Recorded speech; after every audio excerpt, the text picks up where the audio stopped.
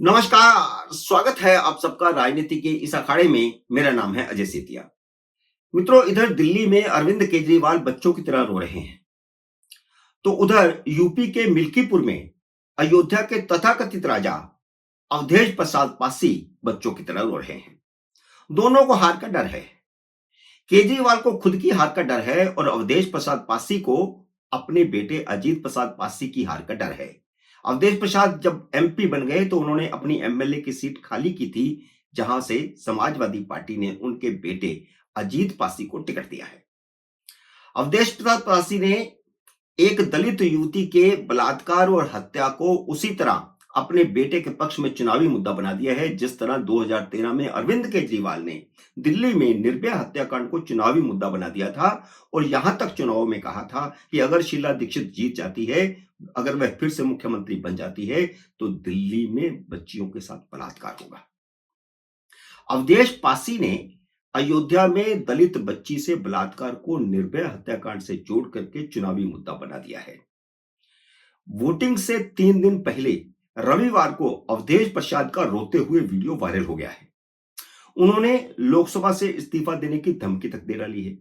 Samajwadi party के लिए असल में मिल्कीपुर सीट जीतना जिंदगी और मौत का सवाल बन गया है। लेकिन अखिलेश प्रसाद यादव की मुसीबत यह है कि जहां उनका सारा परिवार इस सीट को जीतने में लगा हुआ है, वे खुद भी सोमवार को प्रचार करने जा रहे हैं। वहीं पर समाजवादी पार्टी के ही एक विधायक उदय प्रताप सिंह भाजपा उम्मीदवार का प्रचार कर रहे हैं।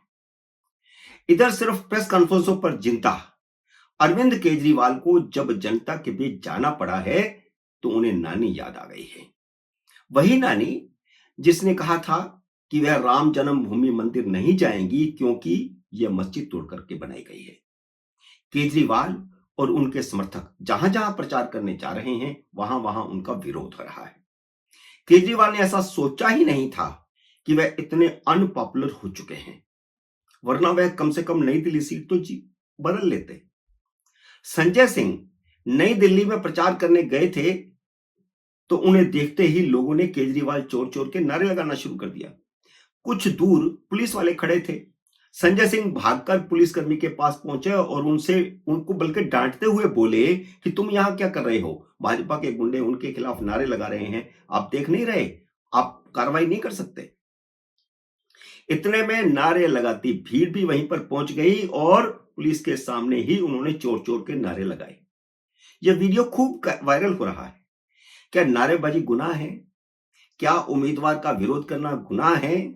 पुलिस उसमें क्या करेगी? आप भी जवाब में नारेबाजी करिए ना। तो बाद में आपने करी भी मोदी के खिलाफ नारेबाजी। अरविंद केजरीवाल ने सुबह सुबह प्रेस कॉन्फ्रेंस बुलाई और भाजपा पर गुंडागर्दी करने का आरोप लगा दिया। वह आरोप भी बिल्कुल वैसे ही बेसिर करके लगाते हैं जैसे उन्होंने यमुना में जहर मिलाने वाला आरोप लगा दिया था। अब केजरीवाल ने अमित शाह पर आरोप लगाया है कि दिल्ली की हर गली में अमित शाह ने अपने गुंडे छोड़ दिए हैं, जो आम आदमी पार्टी के कार्यकर्ताओं को पीट रहे हैं, उन्हें प्रचार नहीं करने दे रहे। हालांकि मारपीट की कोई घटना नहीं हुई है। किसी भी कॉन्स्टिट्यूंसी में अभी तक तो मारपीट की घटना नहीं हुई है। हाँ, केजरीवाल के समर्थकों के खिलाफ नारेबाजी खूब हो रही है। भारतीय राजनीति में ऐसा जंतु पहले कभी नहीं देखा गया जो अपने राजनीतिक विरोधियों के खिलाफ बेसिर पैर की बातें करता हो। चुनाव आयोग को चिट्ठी लिख करके अपने विधानसभा क्षेत्र में निष्पक्ष ऑब्जर्वर और सुरक्षा की मांग की है। जब से चुनाव आयोग ने पंजाब पुलिस की सुरक्षा छीनी है, तब से केजरीवाल छटपटा रहे हैं। उन्हें दिल्ली की पुलिस पर भरोसा ही नहीं है, उन्हें तो पंजाब की पुलिस चाहिए। यह वही केजरीवाल और उनकी टीम है जो 2013 में कांग्रेस सांसदों के घरों में पहुंचकर प्रदर्शन करते थे, उनके बाहर, घरों के बाहर रखे हुए पौधों को तोड़ दिया करते थे, फेंक दिया करते थे और चोर चोर के नारे लगाते थे। यह वही आम आदमी पार्टी है जो आशुतोष के नेतृत्व में तोड़फोड़ करते हुए भाजपा दफ्तर में घुस गई थी, दरवाजे पर चढ़ गई थी। आपने तो वह सब कुछ किया है जिसकी लोकतंत्र इजाजत नहीं देता, लेकिन अब जो लोकतंत्र नारेबाजी की इजाजत देता है, विरोध की इजाजत देता है, आप उसको गलत बता रहे हो।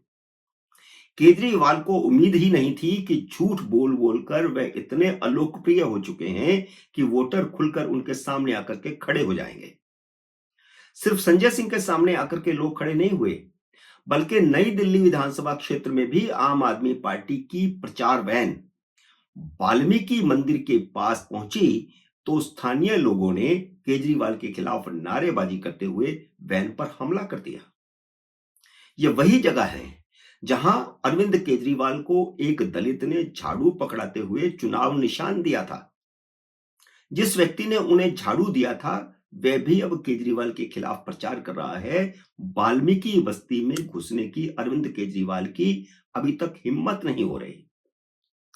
केजरीवाल घर में बैठकर ट्वीट कर रहे हैं कि अमित शाह के गुंडे उनके कार्यकर्ताओं पर हमला कर रहे हैं। इससे पहले अरविंद केजरीवाल को रोककर 3 युवकों ने सवाल किया था तो केजरीवाल उन युवकों को कार से कुचलकर भाग निकले थे। वे तीनों युवक अस्पताल में भर्ती हुए थे और ये तीनों ही युवक पहले आम आदमी पार्टी के कार्यकर्ता थे।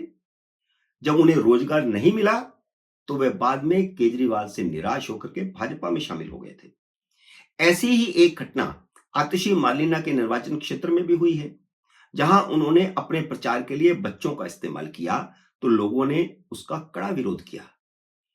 पूरी दुनिया में बच्चों को आगे करके अपना राजनीतिक हित स्वार्थ करना, इसका यूनाइटेड नेशन तक ने विरोध किया है। आतंकवादी भी इस तरह की हरकतें करते हैं। वे युवकों को आगे रख करके, बच्चों को आगे रख करके अपना मकसद पूरा करते हैं और आतिशी मार्लेना भी वही कर रही थी। इससे पहले मनीष सिसोदिया को जब गिरफ्तार किया गया था तब भी स्कूली बच्चों का इस्तेमाल किया गया था, जिसका राष्ट्रीय बाल आयोग ने संज्ञान लिया था और नोटिस दिया गया था। कांग्रेस की उम्मीदवार अलका लांबा ने आतिशी मार्लेना के नाक में दम कर दिया है। कांग्रेस ने असल में केजरीवाल, सिसोदिया और आतिशी मार्लेना को हराने के लिए पूरी ताकत झोंक दी है। इसलिए केजरीवाल परेशान है, आतिशी मार्लेना बेहद परेशान है।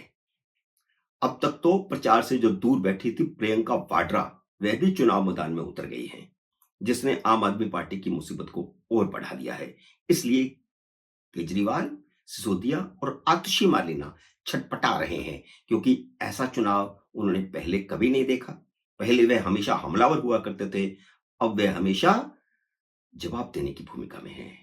अब वे हमलावर नहीं है, अब भारतीय जनता पार्टी और कांग्रेस उन पर हमलावर है। मित्रों, उम्मीद है मेरा ये वीडियो आपको पसंद आया होगा। इसे लाइक और शेयर कीजिए। अगर आपने मेरे यूट्यूब चैनल को अब तक सब्सक्राइब नहीं किया तो कृपया सब्सक्राइब करके अपना आशीर्वाद दीजिए। जल्दी मिलते हैं अगले वीडियो में किसी अन्य विषय के साथ। तब तक नमस्कार।